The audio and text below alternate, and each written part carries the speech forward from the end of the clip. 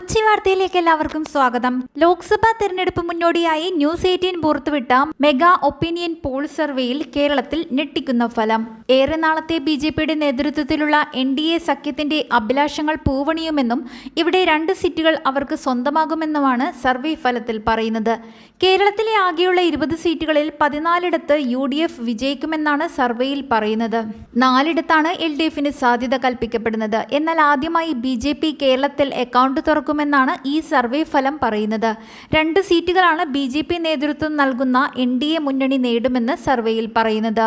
രാജ്യത്തെ 21 പ്രധാന സംസ്ഥാനങ്ങളിലെ 518 ലോക്സഭാ മണ്ഡലങ്ങൾ ഉൾക്കൊള്ളുന്ന വിപുലമായ സർവേയാണ് ന്യൂസ് 18 ഇന്ന് പുറത്തുവിട്ടത്. 1,18,616 പേർ പങ്കെടുത്ത സർവേയിൽ 95% ലോക്സഭാ മണ്ഡലങ്ങളെ പ്രതിനിധീകരിക്കുന്ന വോട്ടർമാരുമായി ആശയവിനിമയം നടത്തിയെന്നാണ് ന്യൂസ് 18 അവകാശപ്പെടുന്നത്. അതേസമയം കേരളത്തിൽ ഇക്കുറി ശക്തമായ പ്രചാരണമാണ് BJP നടത്തിക്കൊണ്ടിരിക്കുന്നത്. 2 കേന്ദ്രമന്ത്രിമാർ ഉൾപ്പെടെ മത്സര രംഗത്തുണ്ട് താനും. രാജീവ് ചന്ദ്രശേഖറും V മുരളീധരനും മത്സരിക്കുന്നു. തൃശൂരിൽ സുരേഷ് ഗോപിയും ജയപ്രതീക്ഷയിലാണ്. മണ്ഡലത്തിൽ ശക്തമായ പ്രവർത്തനമാണ് BJP നടത്തുന്നത്. തൃശൂരിൽ സുരേഷ് ഗോപിക്കെതിരെ LDF സ്ഥാനാർത്ഥിയായി CPI നേതാവ് VS സുനിൽകുമാറും UDFന് വേണ്ടി കോൺഗ്രസിന്റെ മുതിർന്ന നേതാവ് K മുരളീധരനുമാണ് രംഗത്തുള്ളത്. സ്ഥാനാർത്ഥി പ്രഖ്യാപനം നേരത്തെ നടത്തിയ BJP പ്രചാരണത്തിൽ ഒരുപടി മുന്നിലെത്തുവാനുള്ള ശ്രമങ്ങൾ തുടക്കത്തിലേ ആരംഭിച്ചിരുന്നു. എന്നാൽ K മുരളീധരന്റെ വരവോടെ മണ്ഡലത്തിലെ പോരാട്ടം കൂടുതൽ തീവ്രമാകുമെന്ന് ഉറപ്പായി കഴിഞ്ഞു.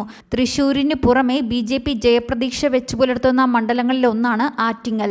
V മുരളീധരനാണ് ഇവിടെ രംഗത്തിറങ്ങുന്നത്. കൂടാതെ തിരുവനന്തപുരത്ത് രാജീവ് ചന്ദ്രശേഖറിനും BJP ജയസാധ്യത കൽപ്പിക്കുന്നുണ്ട്. ദക്ഷിണേന്ത്യയിൽ ഇതുവരെ കടന്നുകയറുവാൻ കഴിയാത്ത സംസ്ഥാനം എന്ന നിലയിൽ കേരളത്തെ വളരെ പ്രാധാന്യത്തോടെയാണ് ഓരോ തെരഞ്ഞെടുപ്പിലും BJP കേന്ദ്ര നേതൃത്വം ഉറ്റുനോക്കുന്നത്. അതുകൊണ്ട് തന്നെയാണ് ഇത്തവണ കരുത്തരായ സ്ഥാനാർത്ഥികളെ രംഗത്തിറക്കുവാൻ അവർ നിശ്ചയിച്ചതും. ഇനിയും 4 സീറ്റുകളിൽ കൂടി BJP സ്ഥാനാർത്ഥികളെ പ്രഖ്യാപിക്കുവാനുണ്ട്. അതിൽ രാഹുൽ ഗാന്ധി മത്സരിക്കുന്ന വയനാടും ഉണ്ടെന്നതാണ് ശ്രദ്ധേയം.